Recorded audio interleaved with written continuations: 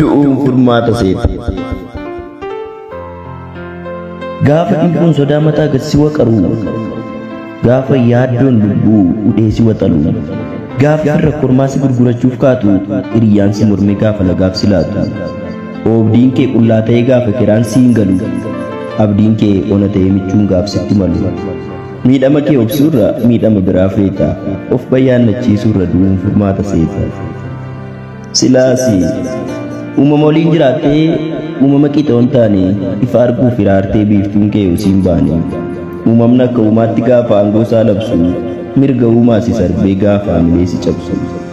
Gatiin namummaa kee gaafa madaala dhabu, barruun kee damma kenne gaafa ramachii qabu.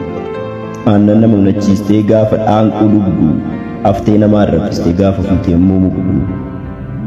Afaan dhangaa gurshite gaafa summii siif ta'u, reeffisa kaaniif du'e gaafa si miidhuuf ka'u. Harki kee arjaan suni gaafa daaraa hammaaru, gaddaaf gadadoon didee gaafa sitti marmaaru. Biqiltuun kunuunsite gaafa rangamaa ta'u, dhoksaan gola kee marti gaafa dhala kee hin ba'u.